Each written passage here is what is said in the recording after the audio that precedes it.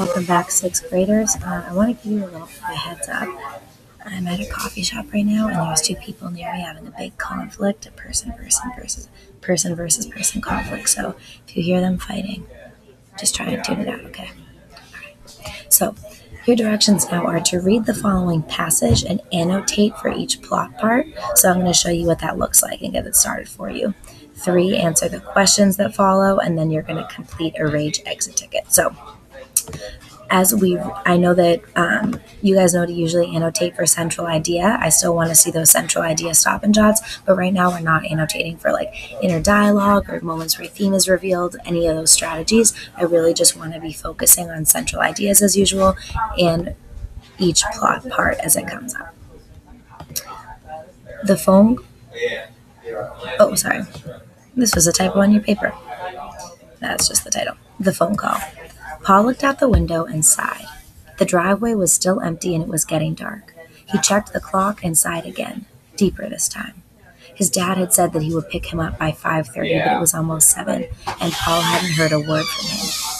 He walked up the stairs to his room and put away his baseball glove. Paul figured that even if his dad did miraculously show, it wouldn't be much fun playing catch in the dark. Paul sat down on the couch and tried to do some of his reading homework, but he couldn't get his dad off of his mind. So pause. I read this and I know that this is the exposition, not only because our exposition is always at the very beginning of a story, it also teaches me about the setting and the characters. I meet Paul, I know his dad's here, I know it's nighttime, I know the time, I know that he's in his room. So all of this shows me this is the exposition. So go ahead and annotate either right here or annotate right here. Again, pause the video at any point you need to and just stop and jot central idea. So I read that and I know it's the exposition. Also, exposition doesn't have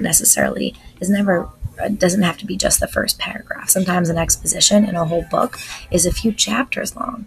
In this passage, though, I will tell you this first paragraph is the only part that's exposition. So now I'm just going to read. I'm not going to tell you what other plot parts are coming. Just annotate on your own and see which paragraphs are rising action, climax, falling action, and resolution. The phone rang at about 8 o'clock, and Paul let it go to the machine. It was his dad. Hey, Paul, I'm so sorry I couldn't make it tonight. I had to finish up a big project at work. Maybe we can catch a baseball game this weekend. Oh, wait, this weekend's no good. How about next weekend? That should work. You and I are going to the stadium, for sure, Polly. I hope all is well. Sorry to do this to you. Again.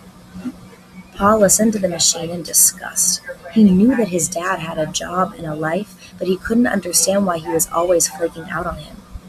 Paul thought to himself, couldn't someone else get one of these bad news speeches once in a while?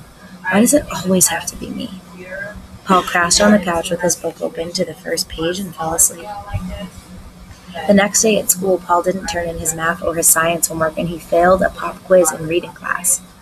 Mr. Matthews pulled up a chair next to him. What's up, Paul? You're not doing your homework, you're not studying for tests, and this isn't like you. Something must be bothering you. What is it? Paul didn't want to tell him.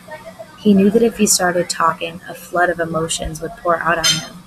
He just wanted to be alone with his pain, so he sat there quietly, not even looking at Mr. Matthews. Well, Paul, if you don't want to talk, I will. I know that something's bothering you, and you've got to get it out. You don't need to tell me, but you need to tell someone, or this thing is going to eat you up, Paul. You've got to feel your best to do your best. The sooner you get this thing off your chest, the sooner you can heal. As Paul walked home from school, he reflected on the things Mr. Matthews had told him. He knew that he hadn't been himself recently. Maybe he stopped doing his homework because he was looking for attention from his father. He realized he wasn't just letting his dad spoil his plans. He was letting him spoil his life. So now what I want you to do is, on your own, read through paragraphs 9 through 12. Make sure that you're annotating for the central ideas and for the different plot parts. Remember, each one from this point on was going to have multiple paragraphs. Once you have done that, unpause the video.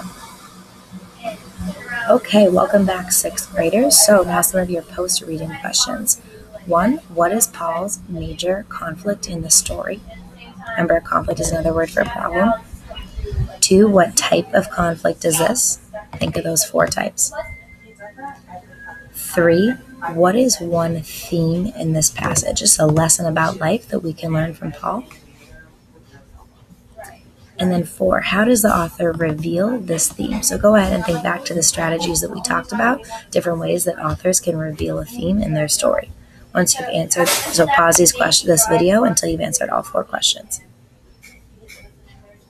Okay, now you should be ready for your exit ticket. Which paragraphs of the story make up the rising action rage? So you're going to do your, you know how to restate. Easily your answer is going to be whatever paragraphs you choose. Maybe it's just one paragraph. Maybe you think paragraph 2 is the only rising action. Maybe you think it's paragraphs 2 through 8 are the rising action. That's fine, whatever you annotated.